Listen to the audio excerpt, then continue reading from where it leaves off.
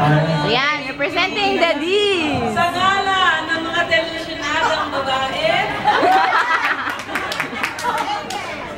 Amen. Amen. Idol.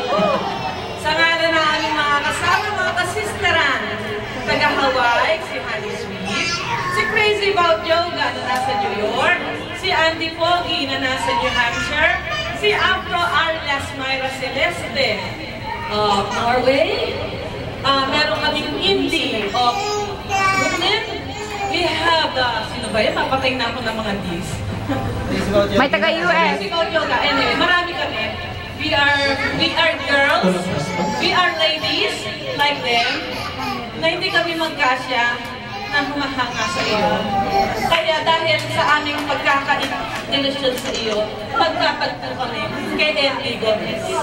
Kaya kami ay ang mga squirtles niya sa striper. Kaya kayo, inaanyayahan namin kayo. Saksihan din ang aming kabaliwan kay Andy sa striper.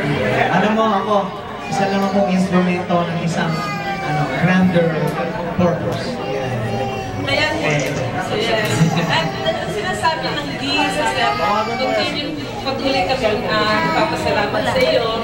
At dahil sa iyo, we are inspired. Pag kami mainit ang ulo, kikinig lang kami when you love a woman.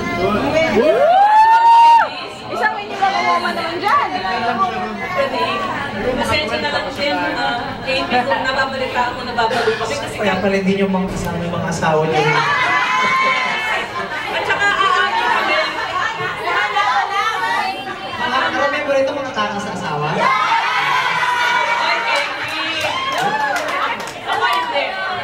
Wala akong asawa. Hindi, baka mapadala na ng mga death threat. Wala. Ang asawa ko nasa permanent address.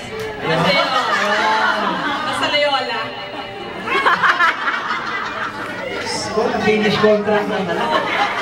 Hoy, Jeanette, buwang ka dyan. Kaya maraming salamat. At sana naman nalaw mo kami. At aming puso rin ay kinovelty. Yung tunay ng tagahanga. Fan number 1. And Rana, of course. Hi, Rana.